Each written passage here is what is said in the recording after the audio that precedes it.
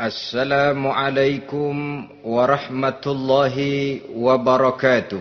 Waalaikumsalam warahmatullahi wabarakatuh. Bismillahirrahmanirrahim. Alhamdulillahi rabbil alamin. Wassalatu wassalamu ala ashrafil anbiya'i wal mursalin. Sayyidina wa maulana Muhammadin wa ala alihi wa ashabihil mujahidin at-tahirin. Amma ba'du, subhanaka la ilma lana illa ma 'allamtana innaka antal alimul hakim. La haula wa la quwwata illa billahil aliyyil azim. Saudara-saudara kaum muslimin, terutama adik-adik para remaja dan pemuda yang saya cintai. Apabila seseorang akan membangun rumah, tentu saja dia akan mengadakan beberapa pilihan. Sejak dari memilih lokasi di mana rumah itu akan didirikan, sampai kepada menentukan bahan-bahan kualitas yang akan dipakainya, sampai kemudian kepada wujud dan bentuk rumah yang akan ditinggalinya.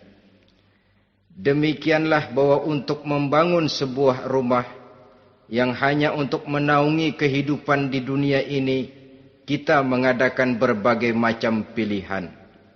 Apalagi kalau kita akan membangun sebuah rumah tangga yang kita harapkan tidak hanya akan menaungi kehidupan di dunia ini, tidak hanya untuk kepentingan kita saja, tetapi juga untuk kepentingan anak cucu kita di belakang hari, termasuk sampai kepada hari akhirat nanti.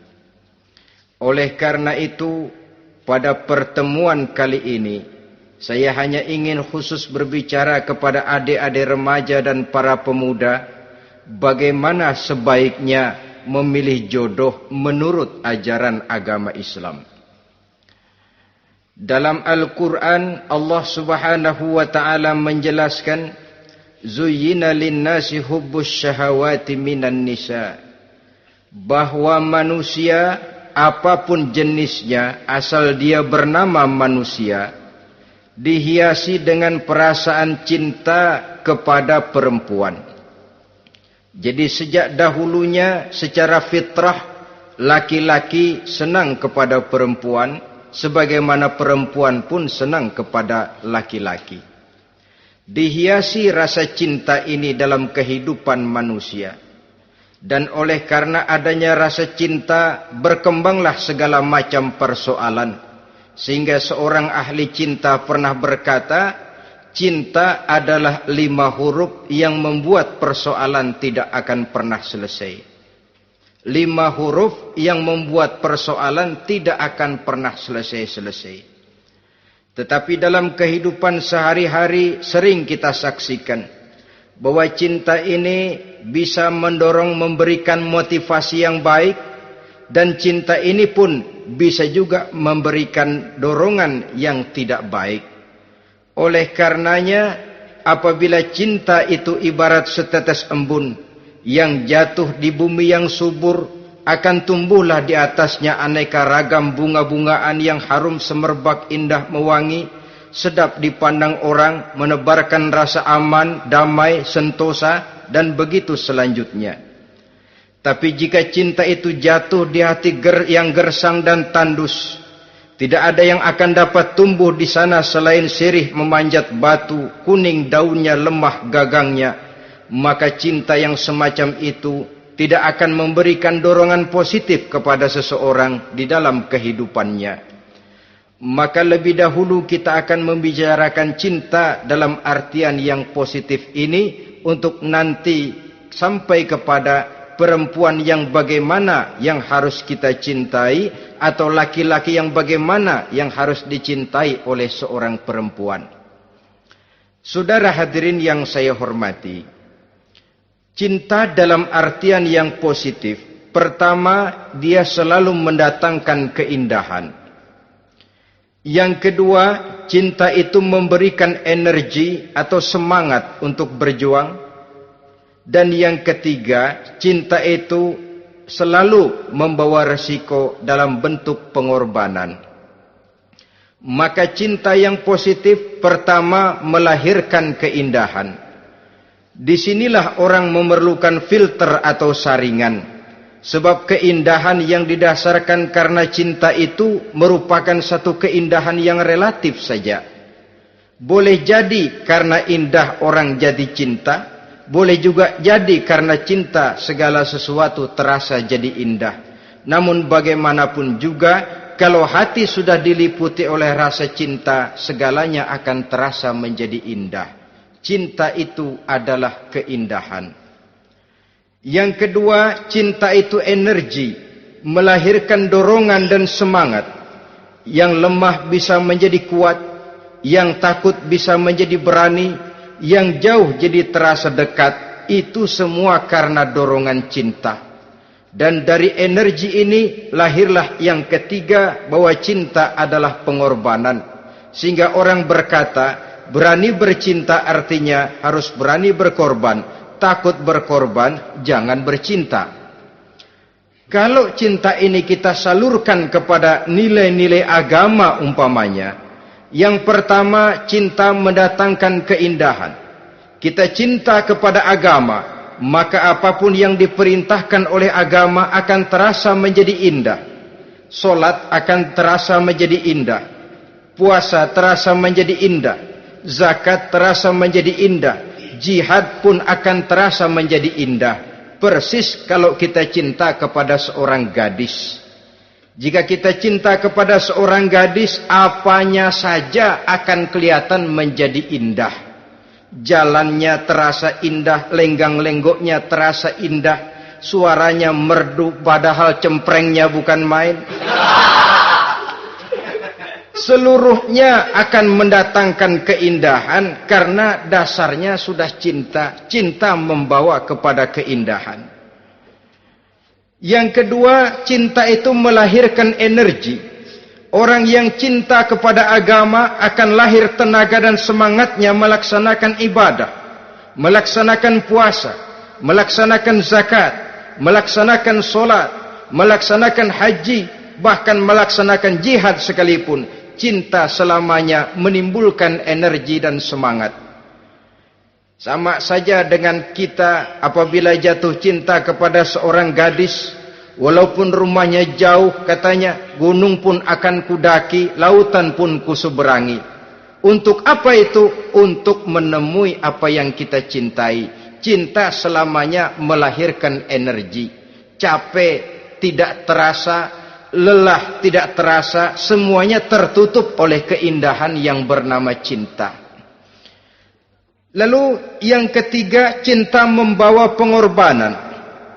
Apabila kita cinta kepada agama, maka pengorbanan terhadap apapun yang diminta oleh agama, baik itu pengorbanan waktu, tenaga, pikiran, harta, bahkan pengorbanan nyawa sekalipun, kita tidak akan berat melaksanakannya karena cinta kita kepada agama yang kita anut ini. Demikian juga cinta kita kepada seorang perempuan akan membuat kita rela berkorban. Apapun yang dia minta, jangankan kita tidak mampu, jangankan kita mampu, kita tidak mampu sekalipun, kita masih berusaha untuk mampu guna memenuhi tuntutan si buah hati belahan jantung. Kadang-kadang malam minggu si doi ngajak nonton, umpamanya, duit tidak ada, gajian belum, kerja enggak. Timbullah inisiatif, entah sepatu kita jual ke tukang loa, entah celana mampir dulu ke tempat lain. Yang penting kita berkorban untuk memenuhi permintaan si buah hati belahan jantung. Ketika itu pengorbanan sudah tidak kita rasakan lagi. Bahkan pengorbanan yang paling pedih sekalipun, dalam gurau, dalam bercanda misalnya, dicubit kita oleh kekasih kita, pedih bukan main, terkelupas kulit, mengalir darah, bukan nangis, nyengir.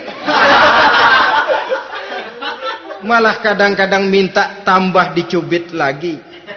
Itulah romantikanya cinta, sanggup membuat orang berkorban, melahirkan energi dan semangat, menambah keindahan dalam kehidupan, sepanjang dia dalam artian yang positif.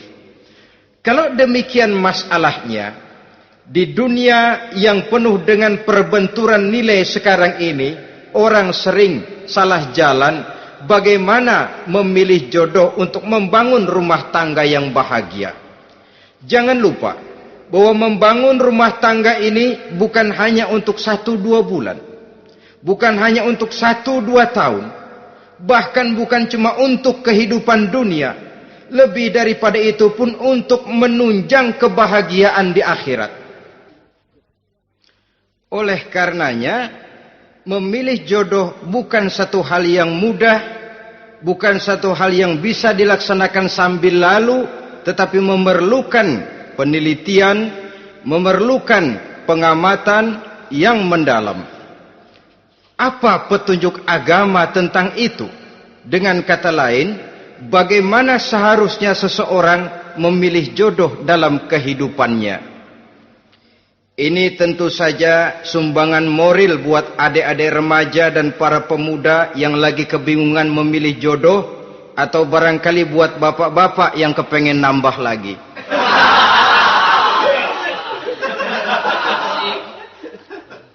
Mohon maaf kepada ibu-ibu, saya tidak menganjurkan, cuma ngajarin. Yang pertama, menurut Nabi, nikahilah perempuan itu karena rupanya, karena hartanya, karena keturunannya, dan karena agamanya. Ada 4 motif utama di sini. Pertama, memilih jodoh, lihatlah rupanya. Lagian siapa yang kepengen dapat jodoh rupanya enggak karu-karuan? Cari rupa yang cantik, indah, dan menawan.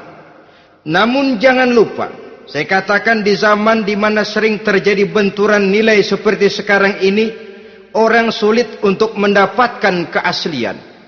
Di mana teknologi sudah sedemikian canggih, di mana ilmu kedokteran sudah sedemikian maju, maka berbagai macam rupa bisa dibentuk dengan apa yang dinamakan operasi plastik misalnya. Yang pesek bisa dibikin mancung, kuping yang kelebaran bisa dibikin sedang, pipi yang kembung sebelah bisa dibikin rata, janggut yang tidak menarik bisa dibikin bak lebah bergantung katanya.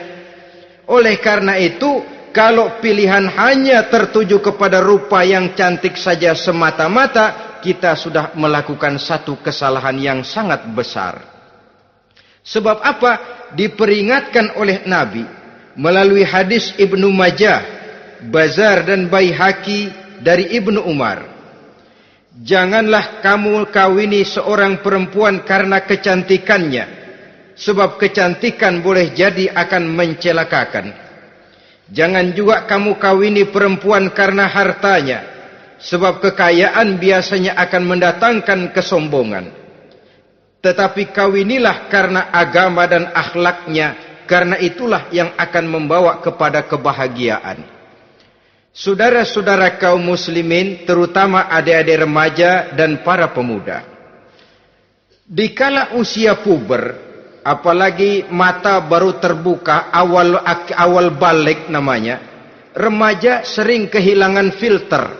Pokoknya asal ngelihat rupa yang sudah lemot, denok, geboy, pikiran pun hanyut, malam terkenang, siang terbayang, tidur tak nyenyak, makan tak enak katanya, selalu terbayang wajah si doi. Dikala itu orang kehilangan pertimbangan bahwa rupa yang cantik kadang-kadang sering menipu.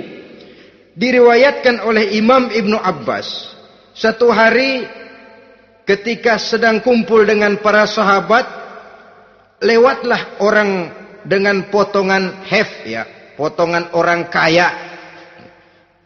Kelihatan kan, orang kaya sama orang miskin jalannya aja lain kan. Jalannya saja, jangan gaya hidupnya, jalannya saja lain. Liwat dia, Rasul bertanya kepada seorang sahabat, menurut pendapatmu bagaimana orang yang lewat itu? Kata sahabat, oh, yang lewat ini ya Rasul, kalau dia meminang perempuan pasti diterima. Kalau dia menolong orang pasti berhasil. Kalau dia ngomong pasti didengerin. Kenapa? Orang kaya. Orang kaya ya Rasul. Kalau dia minang, perempuan mana yang kagak bisa menerima kalau dipinang oleh orang kaya? Biar mukanya udah belipet kayak dompet tanggung bulan. Kalau memang duitnya banyak, nggak kelihatan tuh muka yang belipet. Yang kelihatan duit. Kalau dia nolong orang, pasti berhasil apa yang dia tolong itu. Kalau dia ngomong, pasti didengerin orang. Walaupun omongannya biasa-biasa saja. Kenapa? Orang lihat penampilannya. Sudah, ketika orang itu lewat, beberapa lama kemudian lewat lagi seseorang yang kelihatannya miskin. Rasul tanya lagi, kalau orang ini, bagaimana pendapat kamu? Wah, potongan begini sih Rasul. Kalau dia minang, orang tolak. Siapa yang mau kawin sama kere begini? Kalau dia nolong orang, pasti nggak berhasil. Kalau dia ngomong, kagak bakalan ada yang mau dengerin. Siapa yang mau dengerin orang susah ngomong? Setelah orang itu lewat, apa kata Rasul? Orang yang terakhir, yang lewat ini, yang barusan lewat, jauh lebih baik dari yang pertama yang lewat tadi. Jauh lebih baik. Maksud dari ucapan ini, Rasul sebenarnya mendidik para sahabat jangan tertipu oleh penampilan. Sebab penampilan tidak selamanya mencerminkan keaslian. Apalagi di zaman sekarang, salon di mana-mana bejibun. Alis mata bisa dibikin, pipi bisa dicat. Yang pinggir kuning, yang tengah merah, di sebelah merah ada yang kehitam-hitaman, persis orang kepentok tiang listrik.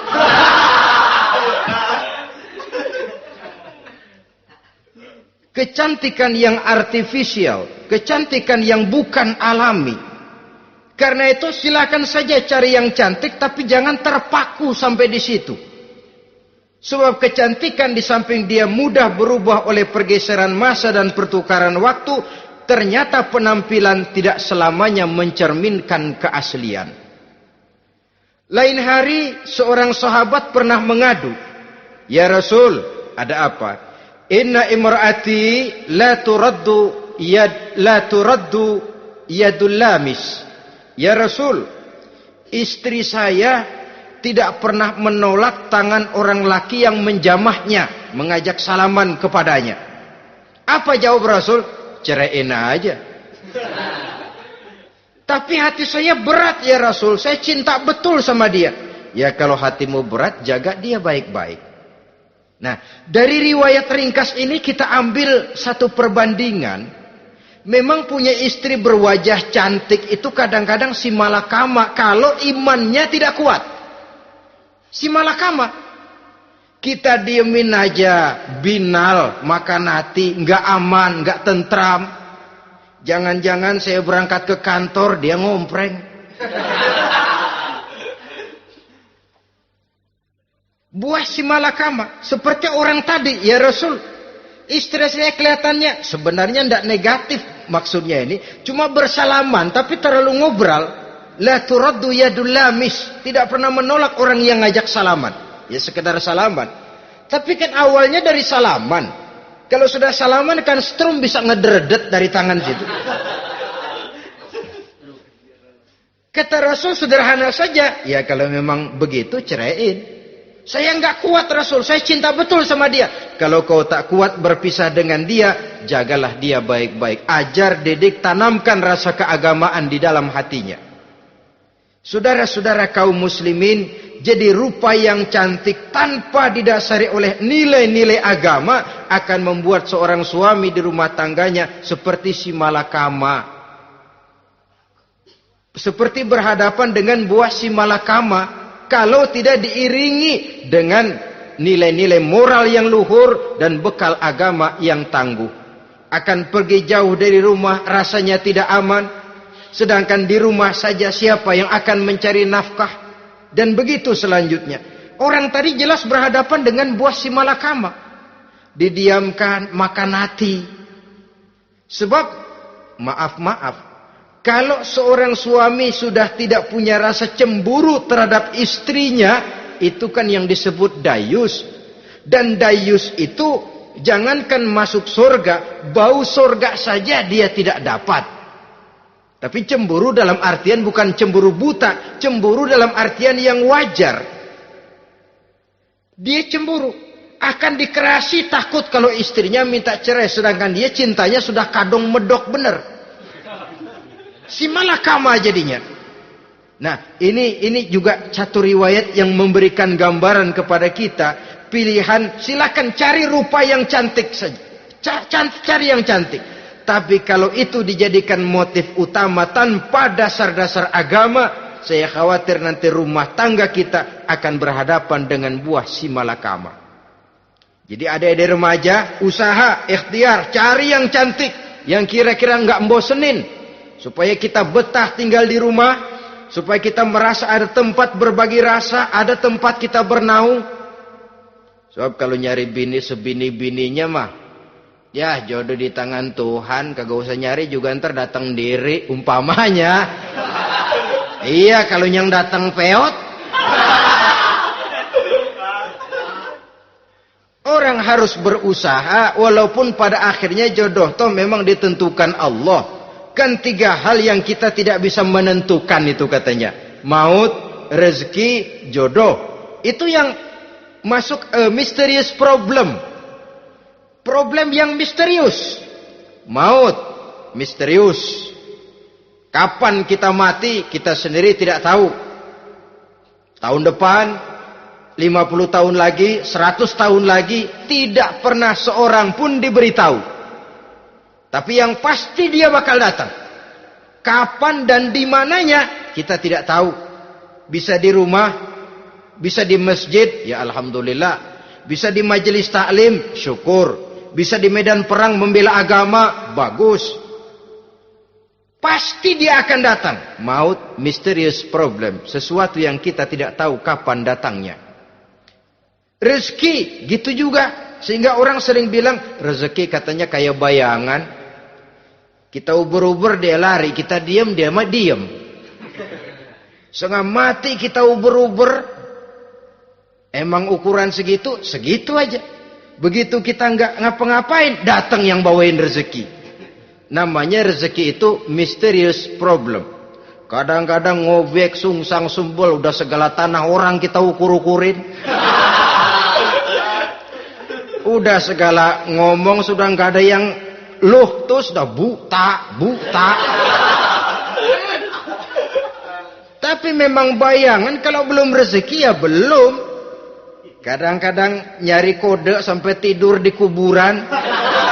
Belepotan tanah kuburan loh. Yang aneh lagi kadang-kadang orang gila ditanyain.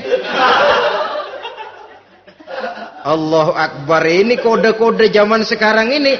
Sampai orang waras nanyain orang gila itu gimana itu. Ini sudah efek yang betul-betul negatif. Sudah jelas orang gila kok ditanya. Apa kira-kira yang nanya nggak lebih gila dari yang gila itu?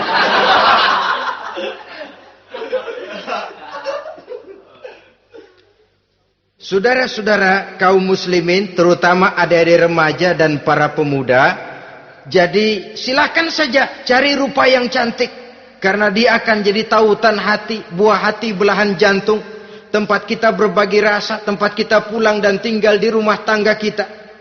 Tapi hendaknya kecantikan rupa itu diiringi juga dengan kecantikan budi. Karena itu cari rupa yang cantik. Ini pilihan utama. Yang kedua, kata Nabi, harta, cari yang kaya. Tetapi jangan lupa, jangan dijadikan pilihan utama.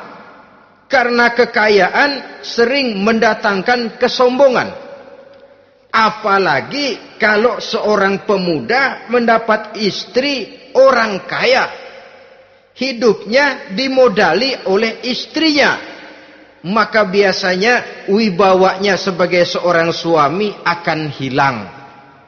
Akhirnya komando di tangan istri. Dikala itulah suami tidak lebih daripada prajurit yang taat kepada komando istrinya. Padahal menurut konsep Quran, ar-rijalu qawwamuna 'alan nisa, laki-laki diciptakan sebagai pembimbing bagi perempuan. Kalau nanti suatu saat terjadi benturan, sedangkan modal diberikan oleh istri, terjadilah pengungkitan. Kata istrinya apa? Lu jangan bertingkah, lu kan kawin sama gue, modal lu kolor doang.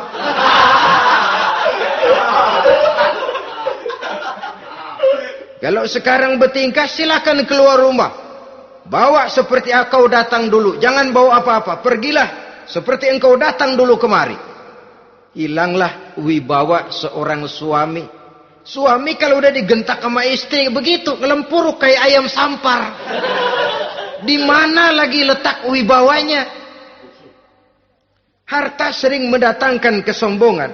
Oleh karena itu, walaupun diperintahkan cari yang keturunan orang kaya, tapi maksudnya jangan dompleng. Sebab kepribadian seorang suami akan ditentukan oleh sifatnya sendiri.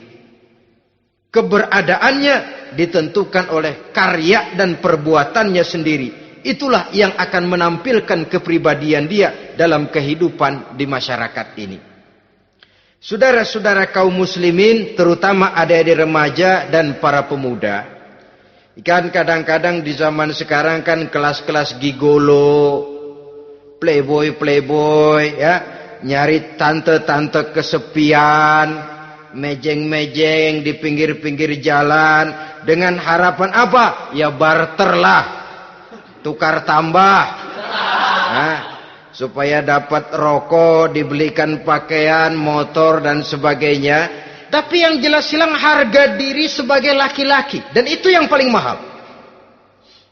Kalau seorang laki-laki sudah kehilangan harga diri, apalagi yang bisa dibanggakan dalam kehidupan ini? Apa artinya naik mobil kalau kepala tertunduk ke bawah? Apa artinya jalan di tengah masyarakat kalau kita tidak bisa menengadah dengan satu kebanggaan? Hilangnya harga diri merupakan kehancuran awal dari sebuah pribadi yang untuk jangka panjang kita tidak akan bisa lagi berbuat banyak.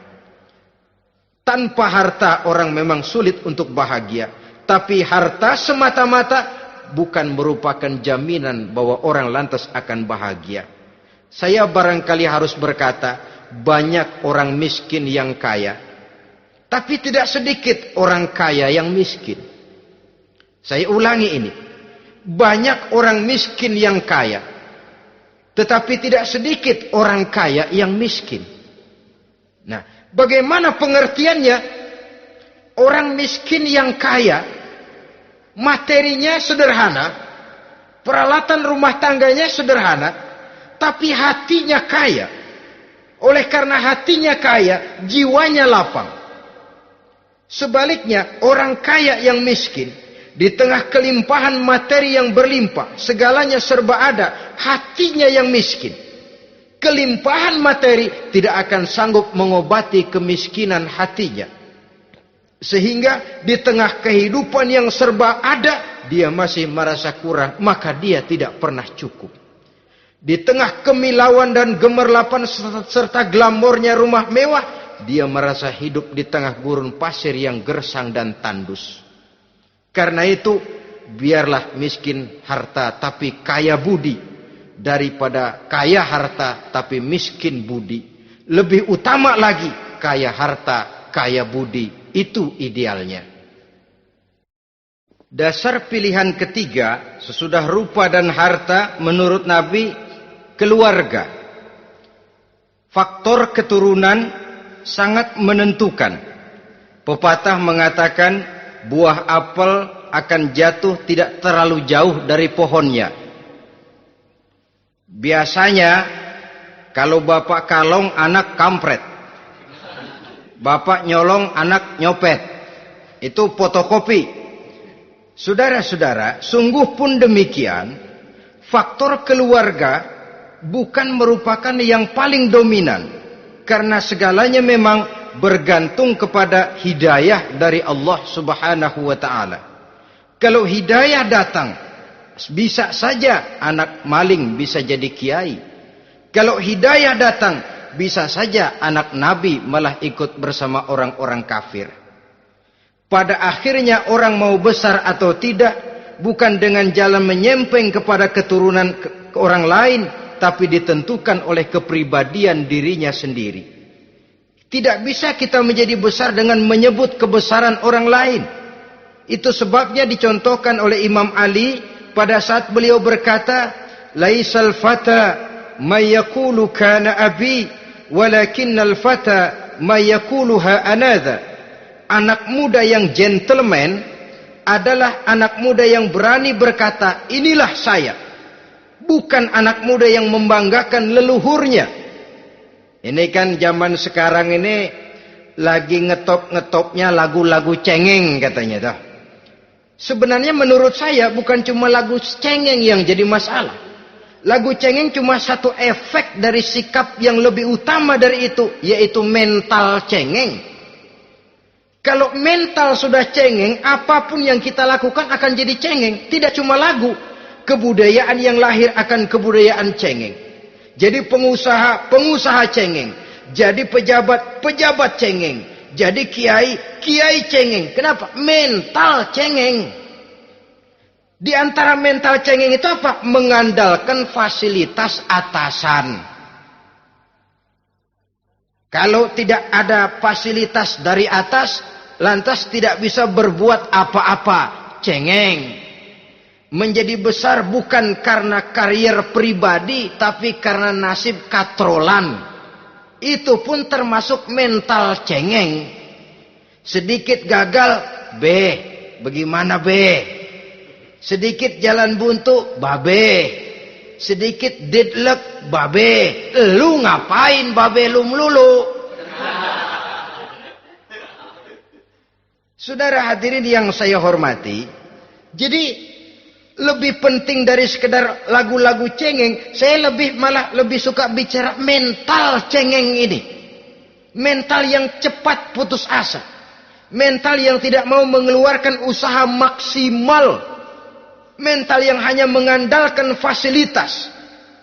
Sedangkan pribadinya tidak lebih daripada pribadi sumuhun dawuh, pribadi kulon nuwun, pribadi kumaha juragan wae, pribadi oke bos, pribadi asal bapak senang. Bukankah itu semua merupakan cermin dari mental-mental yang cengeng, yang untuk jangka panjang tidak akan pernah menguntungkan daripada pembangunan bangsa dan negara yang kita cintai ini. Seseorang mau besar atau tidak, bukan dengan jalan menyempeng kepada kebesaran orang lain. Bahkan Syauqi dalam sebait syairnya yang lebih tegas mengatakan, wa syarrun nasi zu khumulin iza fakhartahum zakarul jaduda wa syarrun nasi wa khairun nasi zu syarafin qadimin aqama li nafsihi syarafan jadida. Generasi yang paling jelek adalah generasi pemalas. Kalau kelihatan orang lain lebih hebat dari dia, disebut-sebutnya kebesaran nenek moyangnya. Dia sendiri nggak punya prestasi apa-apa. Kerjanya cuma ngandeli kerjanya cuma menggelayuti fasilitas orang tuanya. Tanpa itu dia tidak akan punya nilai dan harga sama sekali. Ini generasi paling jelek. Kalau orang lain kelihatan lebih hebat, dia sebut nenek moyangnya. Lo sih belum apa-apa lo, baru kopral lo. Engkong gua no, komandan Hansip. Engkongnya yang disebutin. Dia sendiri tidak punya prestasi apa-apa. Jadi silahkan saja cari gadis dari keturunan keluarga yang baik-baik. Tapi jangan jadikan tendensi utama, jangan dengan niat untuk menyempeng kepada kebesarannya. Tapi paling tidak dengan niat agar mudah-mudahan dari benih yang baik ini akan lahir keturunan-keturunan yang baik pada akhirnya nanti. Itu yang kita harapkan. Bukan lalu dengan pertimbangan, weh, mertua gue bos nih, kali aja begitu gue kawin dia mampus. Ini semua warisan kan jatuh kemari semua. Kalau itu niatnya sudah jelas salah. Kita mencari perempuan dengan keturunan-keturunan yang baik dengan berharap agar anak-anak kita nanti yang akan merupakan benih cucunya akan melahirkan kebaikan-kebaikan seperti leluhurnya dulu. Saudara, pilihan yang keempat kata Nabi, agama. Ini yang paling inti. Kenapa? Agama itu motivasinya moral. Di sini segalanya ditentukan. Rupa yang baik, harta yang banyak, keluarga yang luhur. Kalau sudah dilandasi oleh agama yang rapuh, bahkan tidak beragama sama sekali, ketiga hal di atas tadi hanya akan mendatangkan malapetaka. Sekarang kan kita tertipu oleh penampilan. Padahal penampilan belum tentu kenyataan.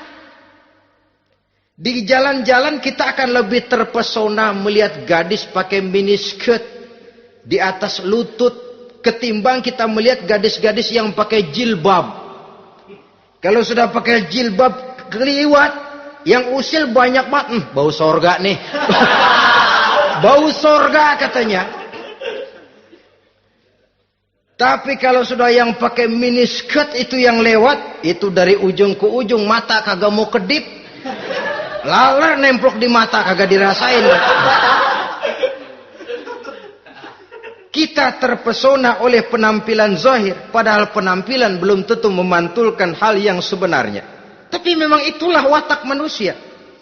Watak manusia, saya katakan manusia tanpa kecuali. Tetapi bergantung kepada pemikiran jangka pendek atau jangka panjang. Kalau jangka panjang yang kita pikirkan, ya tentu kita tidak akan mudah terpesona oleh hal yang zahir.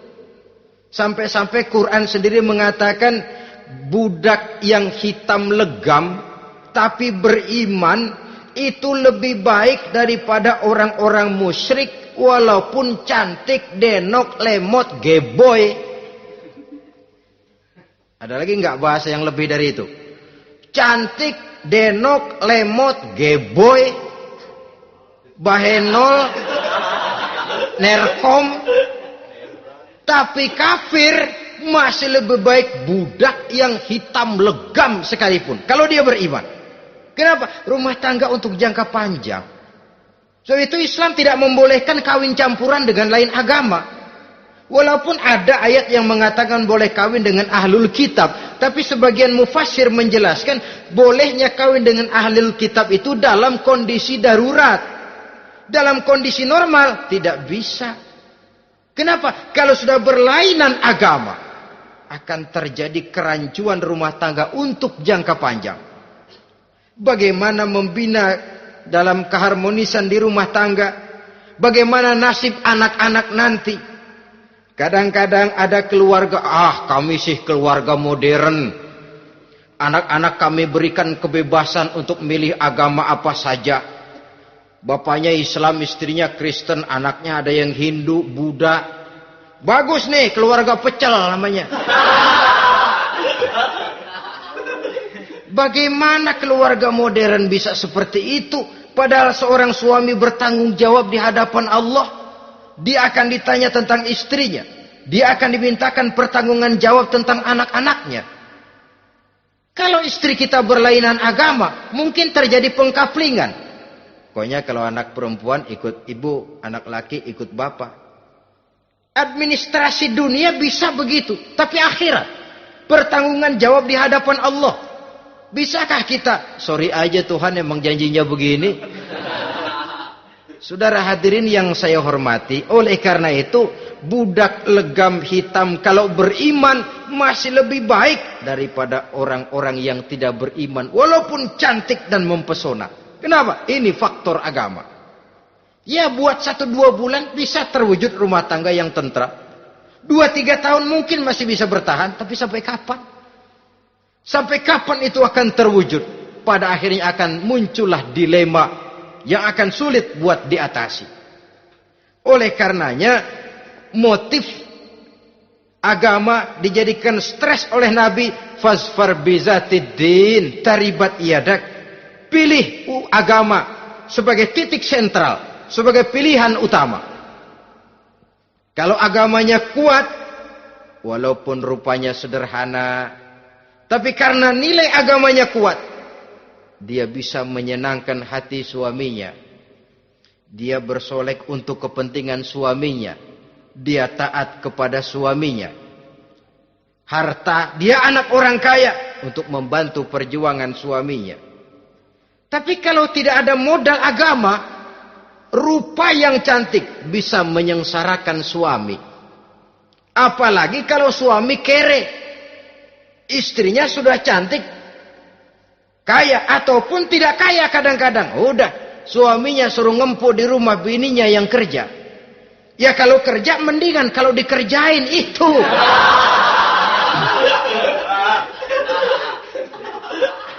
Itu yang repot.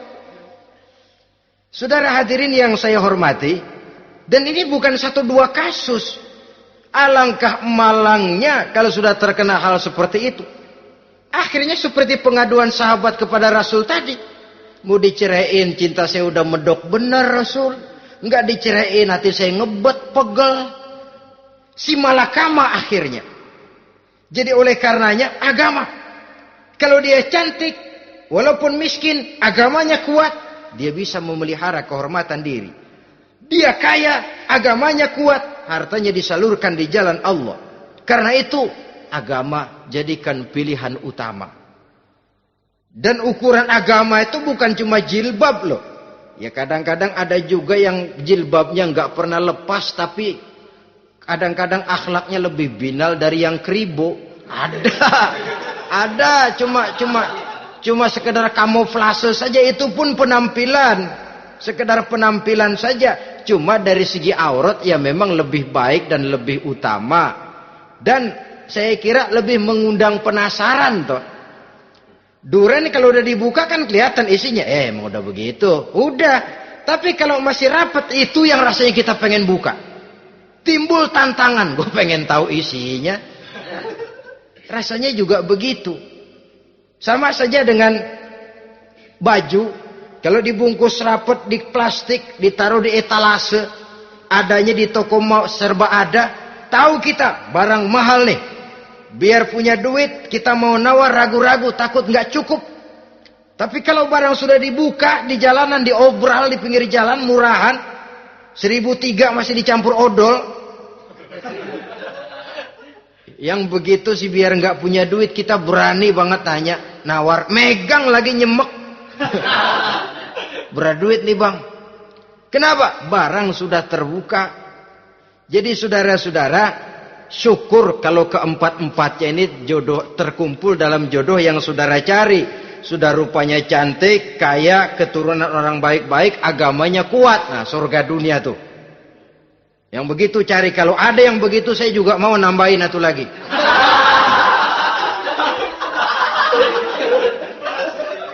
Tapi yang kumpul keempat-empatnya ini terus terang saja langka. Makhluk langka ini. Kadang-kadang cantik, kaya, keluarganya hebat, agamanya nol, akhlaknya kayak setan. Tapi yang paling celaka kalau empat-empatnya kagak ada. Rupanya jelek, melarat, bapaknya biang maling, kagak beragama lagi. Apanya yang mau dipilih? Mampus saja mendingan. Sudah nggak ada pilihan sama sekali tuh. Sudah nggak ada pilihan sama sekali. Saudara hadirin yang saya hormati, terutama adik-adik remaja. Nah, lalu apa motivasi agama dalam pembinaan ini apa? Agama ini kan memberikan contoh bahwa perempuan yang baik itu, yang kita ingin jadikan dia sebagai ideal dalam pencarian jodoh, tandanya 3. Iza ra'aitaha saratka, kata Nabi. Kalau dipandang, dia bisa menggembirakan kamu. Kan ini yang penting buat seorang suami. Kalau saudara nanti jadi suami, punya istri yang jadi partner setia mendampingi suaminya. Kalau dilihat nggak membosenin, Kenapa? Dia berdandan untuk nyenangin hati suaminya. Enggak bosenin. Kan kadang-kadang ada bini kalau kita pulang demek aja fotonya.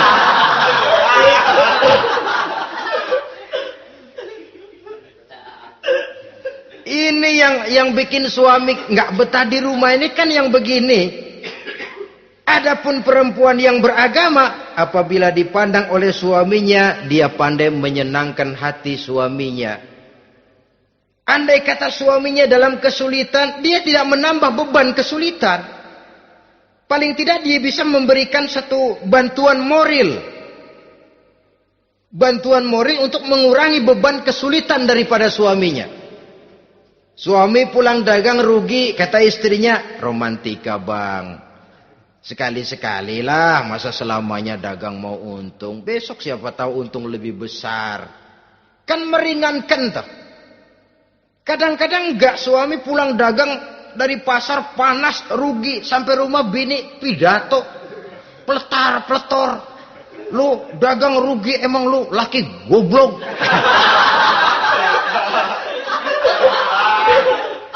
Sudahlah di pasar rugi, di rumah digoblok-goblokin. Ini nanti kena penyakit broken home yang begini ini. Padahal kesuksesan di kantor, kesuksesan di pasar, kesuksesan di medan tugas selalu dimulai dari kesuksesan dan ketenangan dari rumah tangga. Dia berhias untuk kepentingan suaminya, tidak terlalu berlebihan, dan suaminya pun pandai menghargai istrinya dengan kata-kata yang menimbulkan gairah dan semangat. Melihat istrinya bersorak, kamu makin cantik saja. Jangan juga kadang-kadang suami ketus. Ngelihat pulang kantor, lihat suaminya, istrinya dandan rapi. Tumben lu mau bekasin apa? Mau bekasin katanya. Artinya apa ini? Pandai mengembirakan, bisa tenggang rasa. Bisa berbagi rasa. Sehingga suami merasa ada tempat dia bertukar pikiran. Ada tempat dia membicarakan persoalan. Dialog dalam kehidupan berumah tangga itu sangat diperlukan. Iza ra'aitaha sarratka, kalau dipandang dia sanggup mengembirakan kamu. Dikasih uang 500 senyum, 5.000 pun ketawa. Menggembirakan. Dia bisa taruh kata hatinya kesel, tapi mulutnya senyum. Nah ini yang sulit ini. Senyum tapi kesel, kesel tapi senyum. Kadang-kadang istri itu kan kalau sudah kesel, suami pulang nggak bisa dia menyembunyikan kekesalannya. Dari jauh suami sudah lihat ini yang nyambut, ini bemo ini. Udah monyong serem. Saudara hadirin yang saya hormati, yang kedua, bila diperintah dia taat. Ini pengaruh agama. Sehingga Nabi mengatakan, "Lau amartu li ahadin ayyasjuda ila ghairiha, la amartul mar'ata litasjuda ila zawjiha likibari haqqihi 'alaiha." Andai kata saja boleh aku memerintahkan manusia untuk sujud kepada sesama manusia, pastilah aku perintahkan perempuan untuk sujud kepada suaminya. Kenapa? Karena besar hak suaminya kepada dirinya. Untung sujud kepada manusia tidak boleh. Andai kata boleh, perempuan disuruh sujud sama suaminya. Ini tidak perlu sampai sujud, cium tangan saja minta ridho suami. Kadang-kadang perempuan sekarang berat. Paling banter setahun sekali lebaran doang.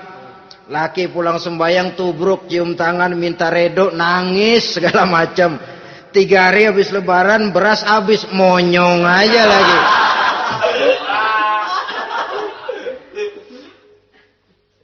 Saudara hadirin yang saya hormati, yang ketiga, akibat pengaruh agama, dia sanggup memelihara kehormatan diri dan sanggup menjaga harta suaminya. Memelihara kehormatan diri baik pada saat suaminya di rumah atau pada saat suaminya tidak ada di rumah. Satu riwayat, seorang sahabat akan pergi perang jihad di fi sabilillah. Ketika mau berangkat dia bilang kepada istrinya, saya mau berangkat perang.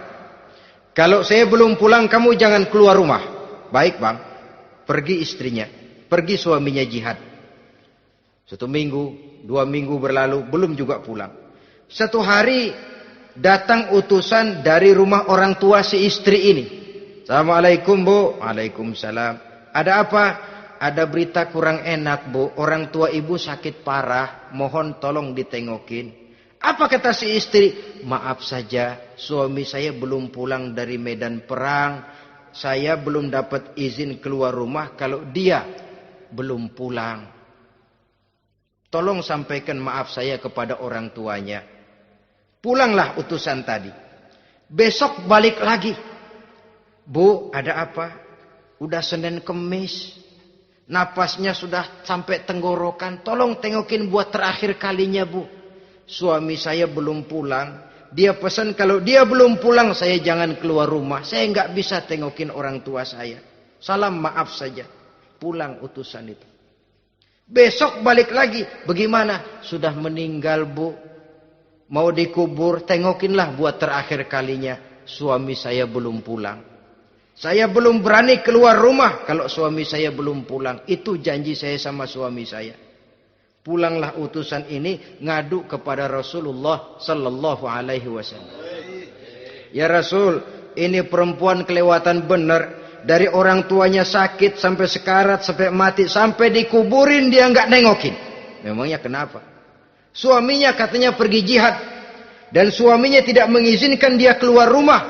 Kalau si suami belum pulang. Apa jawab Rasul? Marahkah beliau? Tidak, beliau senyum. Apa katanya?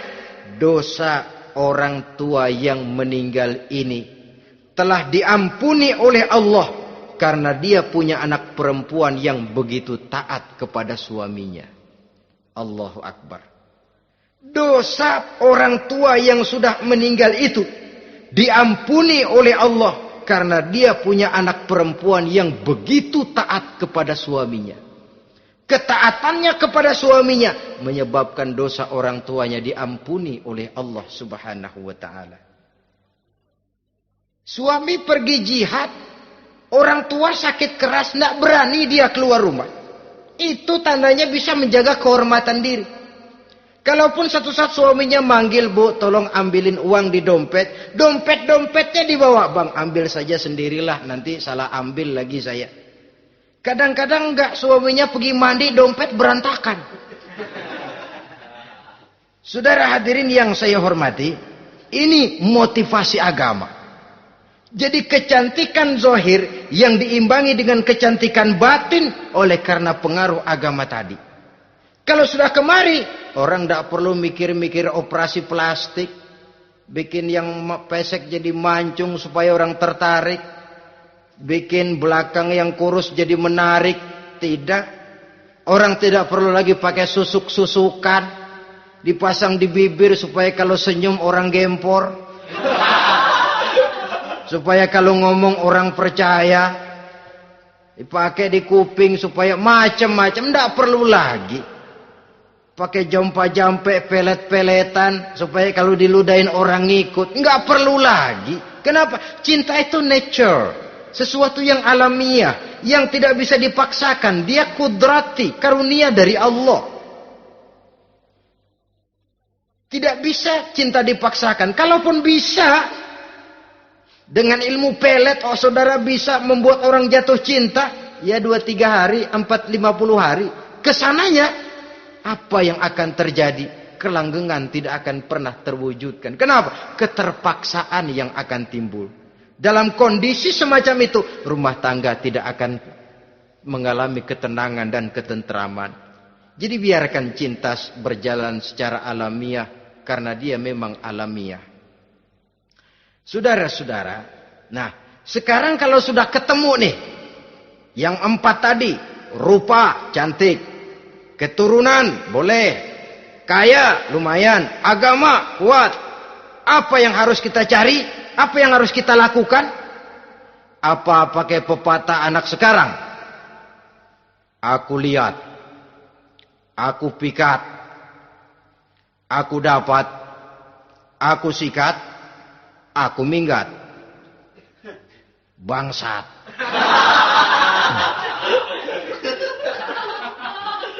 Itu kan ada moto cinta kilat begitu tuh. Cinta kilat katanya. Aku lihat, aku pikat, aku dapat, aku sikat, aku minggat. Bangsat. Atau kita harus hanyut dalam arus free love, free sex, summon liven, eksperimen dulu? Tidak. Islam mengajurkan kalau memang seret, ini rasanya ini nih, mantap gue nih. Apa yang diajarkan oleh Islam selanjutnya? Meminang, saudara-saudara. Meminang adalah langkah awal untuk mengikat tali pernikahan. Diizinkan meminang, dan di dalam meminang pun diizinkan untuk melihat. Cuma kalau boleh, ya syaratnya itu waktu melihat itu jangan sampai ketahuan si perempuan yang akan kita pinang itu. Untuk apa kita meminang? Pertama untuk yakin. Yakin bahwa perempuan yang kita inginkan ini sudah kumpul syaratnya itu, tidak ada cacatnya. Yang kedua, untuk memperkuat tekad hidup berumah tangga. Diperlukan meminang.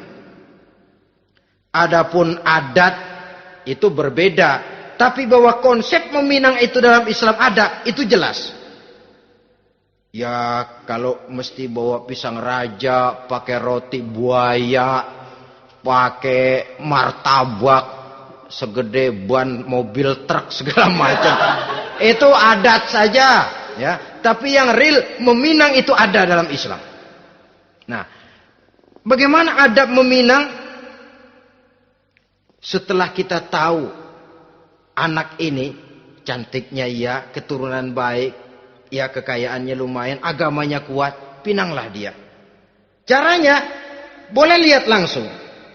Lihat langsung kalau bisa tanpa setahu si perempuan. Dan batas yang boleh dilihat itu muka dan tangan. Itu saja. Jadi jangan gerusak. Minta permisi Pak, saya mau ngelihat anak bapak seutuhnya. Soalnya buat saya ini nanti. Apanya aja dibedolin, jangan. Kira-kira yang boleh itu muka sama tangan. Andai kata kita risih, sebab nanti kalau nggak jadi akan jadi timbul rasa malu dan si perempuan juga kasihan. Boleh mengutus perempuan yang kita percaya. Coba kau ke sana, lihat kondisinya yang sebenarnya bagaimana. Kalau ngelihat dari jauh sih utuh, siapa tahu nanti tangannya kurang sebelah. Coba lihat sana. Saudara-saudara, kemudian boleh juga ditanyakan kepada orang tuanya. Dan dalam hal ini orang tua si gadis tidak boleh menyembunyikan aib atau cacat yang dimiliki oleh anaknya. Dia harus menceritakan apa adanya. Sampai pun kekurangan anaknya yang paling kecil sekalipun. Sebab apa? Jangan sampai istilah pepatah beli kucing dalam karung. Kedengeran suaranya doang meong-meong, begitu dibuka tuh kucing gempor sebelah kakinya nggak ada. Kan tentu kita tidak kepengen kecewa di belakang hari. Itulah perlunya meminang sebagai jembatan untuk menuju kepada pernikahan. Nah, dengan demikian kalau sudah usaha meminang ini dilaksanakan, jangan merasa sudah setengah resmi. Ini yang kadang-kadang jadi penyakit. Malah sesudah meminang harus masing-masing lebih menjaga diri, menjaga kehormatan, menjaga pergaulan. Kenapa? Agar saat memasuki jenjang pernikahan nanti merupakan jenjang yang sangat ditunggu-tunggu. Ada rasa keinginan tahu. Kalau tidak, ya udah biasa, nggak giroh lagi ngadepin perkawinan. Kenapa? Kemarin-kemarin gue udah cobain. Hilang gairah lagi. Sebab itu kalau sudah meminang, jangan merasa sudah setengah halal. Udah minang ini Kadang-kadang orang tua juga konyol. Sudah dipinang, diumbar. Lu bawa kemana kayaknya lu udah pinang. Padahal meminang itu cuma langkah awal. Sedangkan selanjutnya harus lebih berusaha menjaga kehormatan diri. Sampai pada saat nanti pelaksanaan pernikahan. Nah, saudara-saudara, terutama adik-adik remaja dan para pemuda, walaupun agak sekilas memang karena terbatasnya waktu pada pertemuan ini, mudah-mudahan bisa memberikan gambaran yang sepintas tentang bagaimana sebaiknya kita memilih jodoh di dalam membina rumah tangga yang bahagia. Semoga ada manfaatnya. Terima kasih atas segala perhatian. Mohon maaf atas segala kekurangan.